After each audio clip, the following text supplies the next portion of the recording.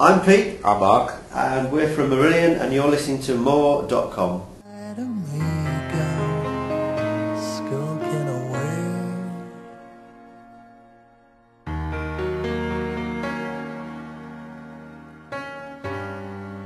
The main thing we wanted to do was to see if people would buy the album from us directly on the internet rather than buying it in the shops. And of course the only way we could test that is if we made it only available through our website and not through the shops. And that's what we did. But also simultaneously with that we allowed our album to be released through peer-to-peer file sharing networks prior to the release date in order to try and gather some data of the people that listen to our music but don't pay for it, shall we say. We were interested in the sort of people that do file sharing, because file sharing is vast. Everybody knows that it's done, and it affects every artist, and we thought that we'd try and see if we could find any positives to be gained out of that experience. We did manage to collect about 12,000 email addresses, of which 8,000 were new people, new to us anyway. So in that sense it was quite successful. But we also found, because we hadn't released the album in the shops, we didn't sell anywhere near as many, so we decided... That's not pushing you off, is it, Mark? That erotica video No. on the telly. No, so we decided to release it in the shops after all, and it's now available in the shops across Europe.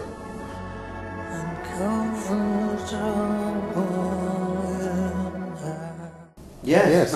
Yeah, very happy. What's your favourite song or moment? I think my favourite song is Planet Marzipan, actually. Still. My favourite is Essence. Yeah, Essence is good. There's a lot of songs actually that are playing, are working really well live. Happiness is the Road is good live. Asylum Satellite 1 is very good live as well. So yes, there's lots of good music there.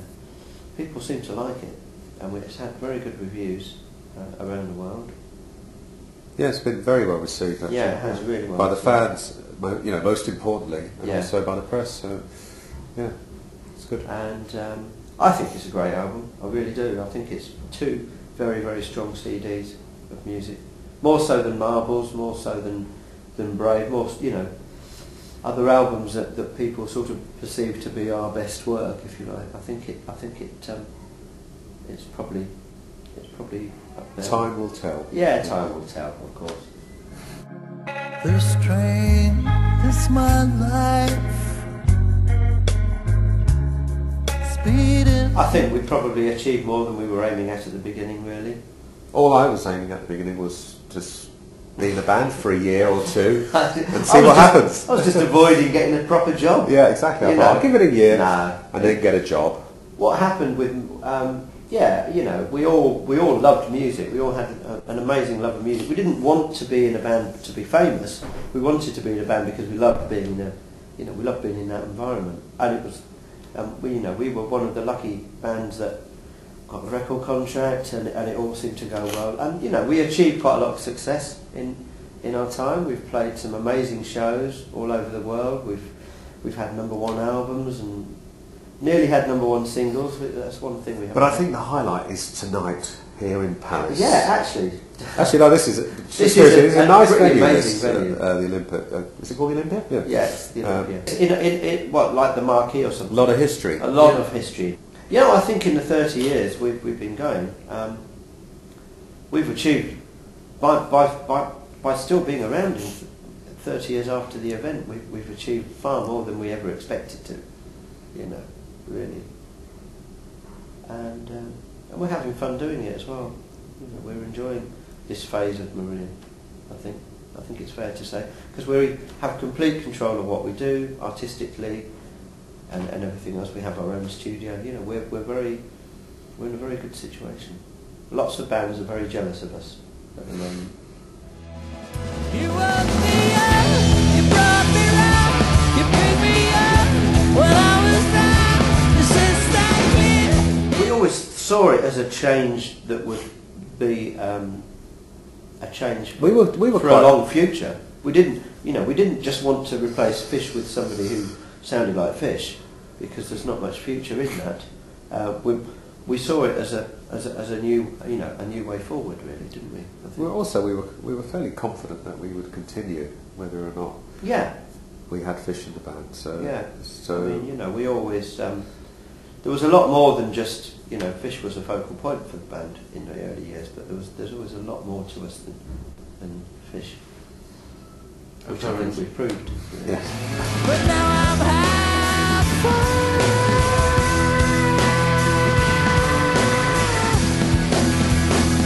Yes, and also because every convention we always do one album. So we did Brave, we've done Marbles. What else have we done? Holidays in Eden. We did Holidays in Eden. So we thought, since it's the 20th anniversary of Season's End, we should play that. Yeah. Okay. It's got some good songs actually that don't get played very often as well, so that would be nice. what I'm looking for. I don't know that mine are fans, but they like it. They don't dislike what we do, but both my sons like music anyway, and they like what we do. But I don't know that they're huge fans. Yeah, I'd say the same. My two grown-up children, Kai, my eldest son, he's quite a fan, but my daughter, my eldest daughter's not really. Yeah. And my 7-year-old, she loves the fact that I'm in a band. And she's, all her friends at school think it's cool, Yeah. So. She's got the coolest dad in school. It's not about the music though. It's just because I'm in a band, Okay. Yeah, it's funny actually, because my oldest used to be quite embarrassed a couple of years ago, and now he's of an age where he's sort of got over the embarrassment and he thinks it's actually quite cool. So, and he likes doing the partying. Yeah. Get out of here. Get out. No, I think we all probably do other things as well, don't we? I mostly write just when we're jamming. So even if I'm writing at home, it's just jamming, by myself. So Yeah. I think most of what we use on albums at the moment is the music that is jammed in the studios. But I do, we do all probably write. Which when you're a musician, you can't stop writing. If you've got an idea in your head, it's in your head, and you're gonna work on it. Transatlantic and Kino. Yeah, both very fond projects of mine, actually. I very much like working with Transatlantic.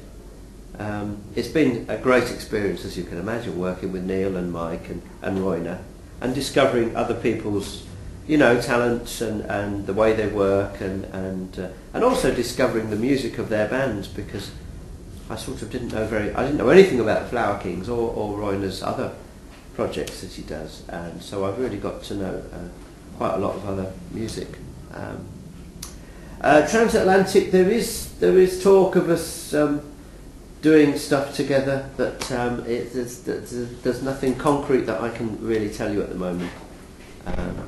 But we are talking. We're all talking, and we're all good friends, which is good. The Kino situation is that I'm busy with Marillion at the moment, and John Beck and John Mitchell are busy with, and Bob Dalton as well, of course, busy with It Bites at the moment. So maybe next year. I was hoping that we'd do some writing together this year, because John Mitchell definitely, phoned me up just before we came away on tour actually, and said, "Should we get together and do some writing?" And it nearly happened, and it didn't. So that is the story of doing side projects, really. Whenever you do anything.